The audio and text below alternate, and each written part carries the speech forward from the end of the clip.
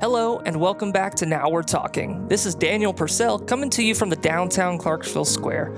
Now We're Talking is your community affairs podcast bringing you all things news just to your ear. Now We're Talking. Today we're sitting down with Dacey Gates and LeAnne Challenger, who are both two of the infamous actors in the upcoming musical Secret Garden, showing at Habersham Community Theatre. Ladies, thank you for sitting down with us today. Super excited to talk to you. Thank you. It's always fun to talk to you, Daniel. It's amazing. Now, LeAnne and I go back a few years. A few. Just a few. We've done some things together at Habersham Community Theatre, outside of Habersham Community Theatre, and you may have even babysat me once or twice. I did once or twice. So we go back just a few years. Just a few. And so LeAnne is no stranger to the stage, while Dacey is brand new to the Habersham Community Theatre. So, Dacey, let's just start out, get to know you. Tell us a little bit about yourself, who you are, and how you found the theater. Yeah, so I am Dacey Gates. I am 17 years old. I've lived in Habersham for 8 years now. I have gone to HCT's productions for years. I think I've been to 12 or 13 shows. Wow. Yeah, I have the playbills to prove it. Oh, I love that. Yeah. You mentioned the playbills that you collect from all the different shows Yeah. at HCT. What's one of your favorite shows or performances, or maybe even just like performers or co-stars or something like that? What's like a very memorable part about HCT that you've had so far? That is such a hard question. But I am a huge classic book fan. So I think one of my favorites was Pride and Prejudice. Mm-hmm. Everyone was just incredible. And Jonas, who's playing Dickon, my brother, he was amazing as Mr. Collins. By far my favorite adaptation of Mr. Collins. So funny. But I loved Voyage of the Dawn Treader, all of the Narnia plays, but Voyage was beautiful. The visuals, the more just the themes were beautiful. The set was incredible. And that was a show that was written by one of our former members of HCT. Yeah, Joseph Sosby wrote Voyage of the Dawn Treader to be premiered at our theater. So that was a really cool, magical show. Very magical. HCT is, currently, but has always been full of immense talent. Totally, yeah. Awesome. And somewhere along the way, I was like, I want to be a part of this because everyone seems so fun and welcoming. And I just wanted to be a part of the fun. So, well, welcome to the fun. We're happy to have her. Dacey's great, and this is a good first show to do for sure. Yeah.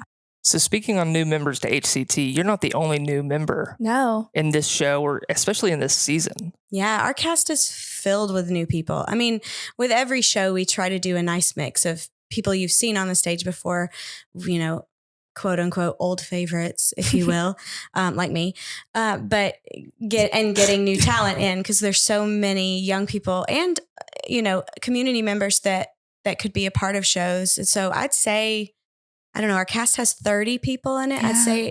I'd say about 15 are brand new. Wow. Yeah. Or 12 to 15 of them have never done a show at all or never done a show with us at Habersham. So it's a really cool thing to have new people. I always want new people in our theater. For sure. Because then, once you're with us, you're stuck with us. Sorry. Yeah. But it is nice to have Dacey and new talent. And it's fun to kind of show her the ropes of our theater and show her how we do things and all our new cast members as well. I know as somebody who sits in the seats, it's always fun to recognize those familiar faces, but also see the fresh one, like, wait, who is that? And then you see how much talent they bring, even though it is called the Habersham Community Theatre. Yeah. We're bringing in people from White County, from Lumpkin County, from all these different places who get to come together, even though it's a short show or a short run. It's tell me what that dynamic is like of, when did you guys start rehearsal and how have you gone from strangers to now, like, not just co-workers or co-stars, but you're really a family? Yeah, the more we run through rehearsals, I feel like we all get a lot closer to one another. We've got a couple members of the cast this time who are from Hall County. Wow. Who've never done shows with us before. We've got Taylor, and she plays Mrs. Shelley, and we've got Carson, who plays one of our lieutenants. And they grew up doing theater in high school and things like that, and they've never done anything with us, and they saw we were doing The Secret Garden, and they were like, ooh. And they've been so fun. It's been great to get to know them. We've got a young guy, Sean from Dahlonega, who comes to rehearsal every day. He plays Fakir in the show. And it is very fun. We started rehearsals, mid-January. Yeah, Wow. mid-January. We were still running Failure, a Love Story at the time. So we started rehearsals mid-January. Like I said, it's a cast of 30. So learning the music has been a challenge. But now that we're all on stage together, we're starting to get our scripts and books out, our sheet music out of our hands. It's really starting to feel more connected with each other and, with the material and things like that. So it's really fun. I love having new people in the theater. New people are amazing. Yeah. And that's why we're always talking to new people here. Yeah. I mean, we've got amazing people like you that have joined us before who, I mean, you're in charge of marketing. Yes, I'm VP of marketing at Habersham Theatre. So we always get to hear wonderful things about the theater with LeAnne, and then bringing in some of the stars like Dacey, and then sometimes we sit down with the directors or just different people to really hear their stories. And speaking of stories and the different character names that we've heard, tell us about Secret Garden. Like, what is it about? I know that it was originally a book and then it was adapted into a stage show, but you guys are doing the musical adaptation. Yeah. So the book, I believe, was published in 1911, somewhere around there. It's a classic children's book that I grew up loving. The musical was written in the 1990s, early 1990s, and was on Broadway for a short time and then was off Broadway for quite some time. It's just had a resurgence in the last few years. But the Secret Garden book, I think of it like this. The Secret Garden book is like 60% of the show. And then the musical kind of adds that extra 40% to really round out your characters. Totally. And develop them in a different way, because we all know the story of the Secret Garden. I think you may, it's been a while since some of us have read it, but I remember reading it in elementary school and then reading it again as an adult. It follows so closely the children's relationships with Mary and Colin and Dickon and Martha, and doesn't really expound upon the adult characters in the book. And that's why we love the musical, because my character, for example, is Lily. So I am the person who's why the garden is a secret. So I won't give it away, but basically my character is a ghost in the show, and the garden has been locked because I died in the garden. And I know that sounds morbid, but I promise it's not. It's gonna be so beautiful. Yeah, it is really beautiful. But the musical is really unique because it takes these adult characters and children characters and kind of adds to their story a little bit. And we see Archibald and Lily's love story, and how Colin, when Colin was born, what happened to Lily, and how Archibald has never been the same since, and how he doesn't even want to be at home with his new niece, Mary, there. And the musical is really unique in that it shows a whole nother side that the book doesn't have. Now, it's very much, it has everything that's from the book for the most part. This is just an added bonus that you get all this extra plot story lines and things like that.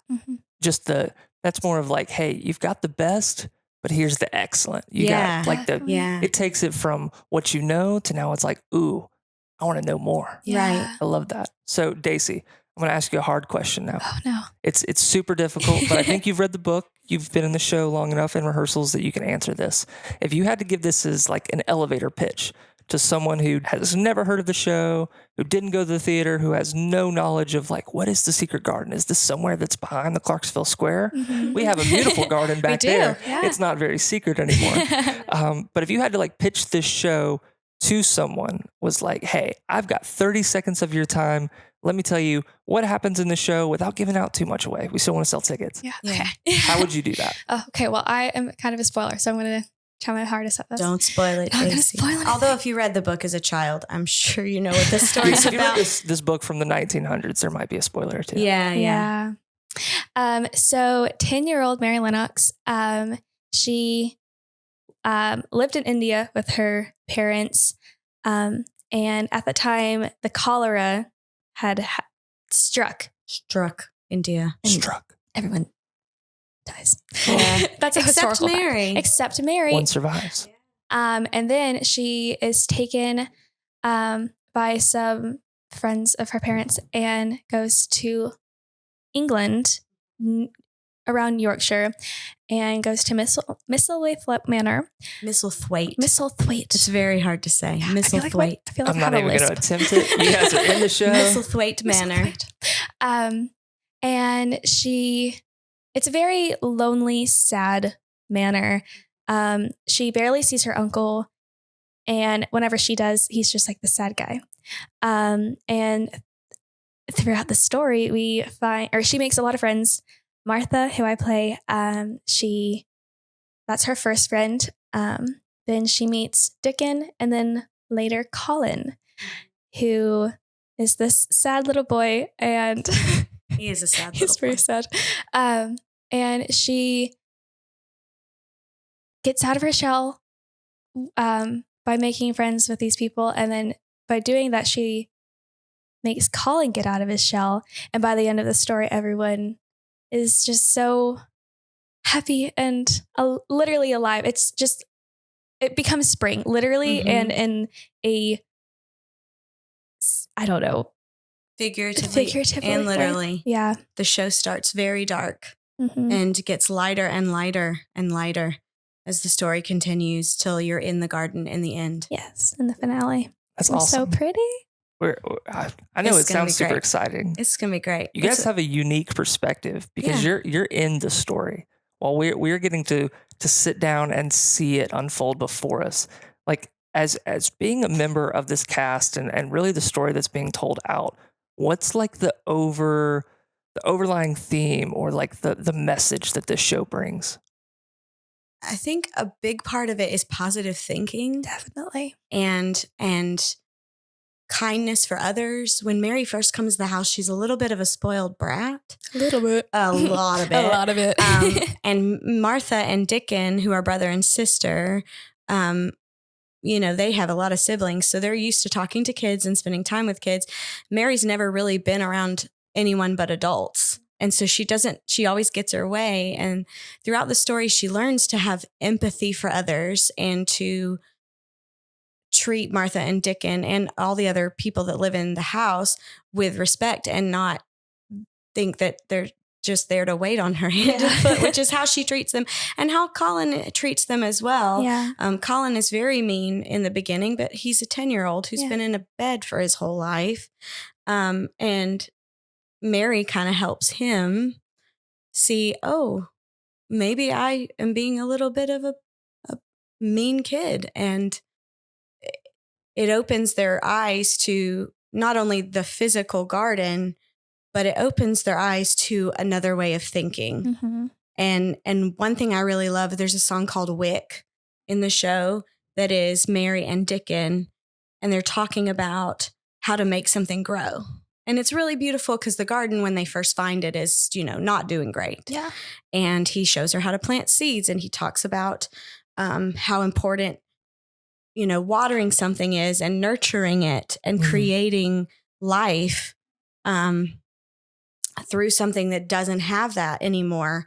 And that's kind of the whole story is, this life cycle, but also letting go of those who have gone on is also another theme throughout the show.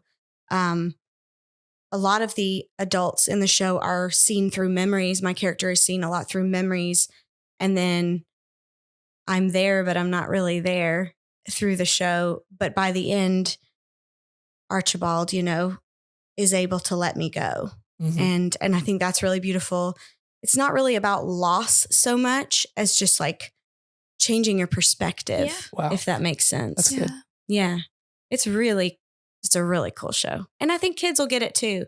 And even if the kids don't get all the,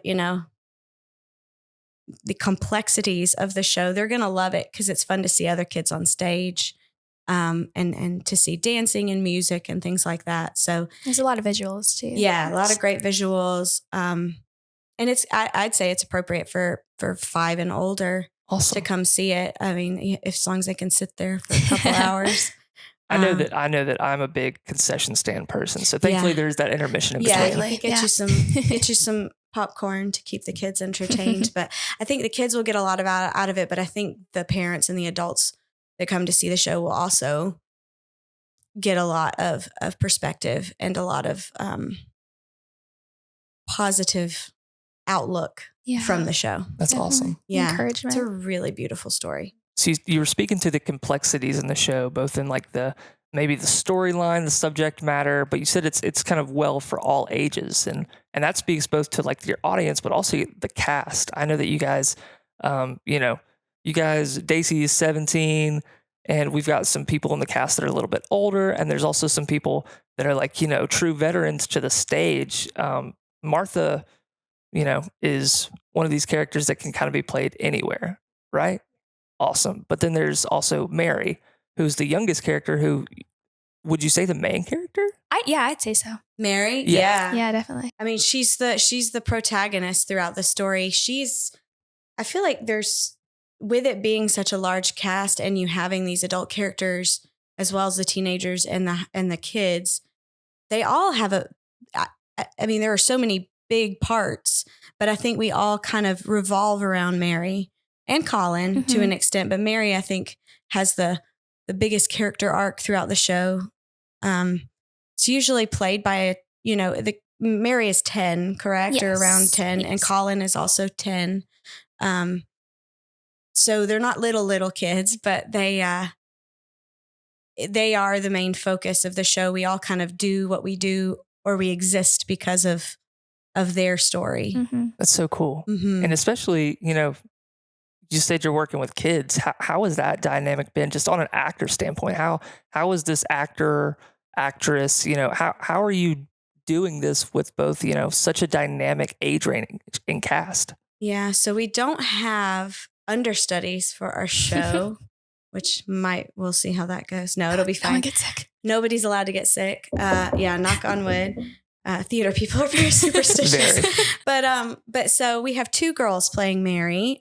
We have Emma Johnson, who is a middle schooler, and Emma's been on our stage a few times before, but she's never had a lead role. So this is very exciting for her. It's a little overwhelming, but she's doing a great job. And then our other Mary is Charlotte York, who has never been on stage before in any show, much less, a huge musical where she's the lead. Mm-hmm.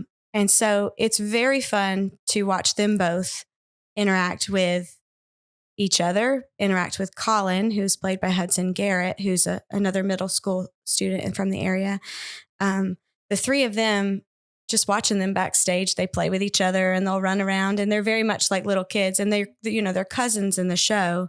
So it's very cool to watch Mary, whoever it is, and what they bring to the role. So Charlotte brings something different than what Emma brings to the show. So depending on what night you come, you're going to get a different Secret Garden depending on who's playing Mary, but they're both so talented and so smart. I mean, such smart little kids. They have so many lines to learn. Mm-hmm. My gosh. And with a British accent. Wow. and choreography and music. I'm really impressed with both of them, or all 3 of them. Colin, or Hudson, I start saying character names. Hudson, Emma, and Charlotte have all worked really hard, and they're all 3 very charming kids. They're so fun to watch. They're so fun to listen to them sing. They're all great little singers. It reminds me a lot of, I started when I was 9 in the theater, and to me, watching them grow is so special. And getting to be a part of that is really cool too. I know that from our experience in theater, and I'm sure Dacey could say the same, it's theater is very much a place not where like you just tell a story, but kind of your story gets told too. You really kind of like break out of your shell, find who you are. And I know that there's that's not just through the, the applause at the end of the show, but it's all the strenuous times that it takes to get there. And this has been no easy feat to get to this point. You've got amazing names on it. I mean, Susan Watson, she's your director. Yeah. LeAnne's one of the music directors. There's 3 music directors. Yes, this music is extremely challenging. And I'm also, in the show. So we have, I'm music director. We also have Lisa Smith and Savannah Haggerty helping with music. This is a very richly musical show. It's very high volume, like this music is so challenging. And so we need 3 music directors for the show. It's very hard, but I think the audience will be excited because you have people you recognize, but then you'll get to meet Dacey and you'll get to meet these young kids. Hudson has done one show with us before. He was in Elf last Christmas when we did Elf. He was the little brother. So he has a beautiful voice. They all do. Everybody's so talented. But I definitely think this is one you don't want to miss. Even if you don't know the music, you know the story. Yeah. You're going to enjoy it either way. Yeah, you're going to enjoy it either way. And there are some times too where I really think that, reaching out to the community is so important. But with shows like this where people know the story, I think it's that much more important that they come see this and see what we do at our theater. Because I think you'll be really surprised.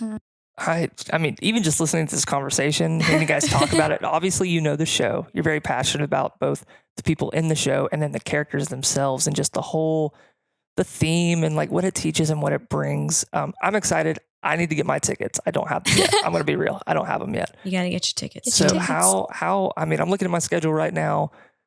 This spring is full. There's sports. There's everything going on. Like, there's a lot going on. How do I get my tickets? And then what days would you recommend? So we have sold a lot of tickets. If you've ever been to our theater, we only seat about 104 seats. So our Sunday matinees are sold out, but we open April 2nd and we have 10 performances. And our opening night is Wednesday the 2nd, and there are plenty of seats available for opening night, which to me, I love coming to opening nights. I don't know about you guys. So much fun. Oh, it's so much fun because our cast is so like ready. We're just like, our energy is high. We're just buzzing. We're just so excited.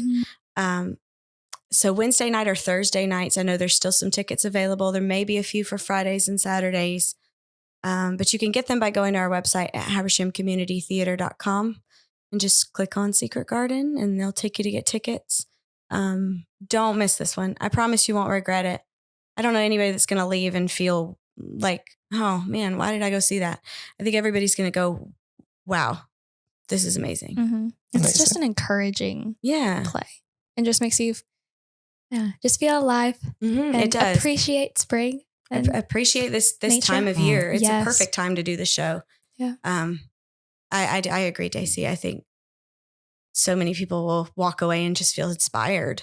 And even if you don't, you come and watch a beautiful story with lots of great singers and have a lot of fun watching us. I love it. I love it. Habersham Community Theatre always blows it away. No matter what they do, whether it's just a movie night or, a full-blown production like this, it's always amazing. It's always excellent. And it's because of the 2 ladies right here and a whole cast and crew of other people that always just kill it, blow it out of the water. You do not want to miss this one.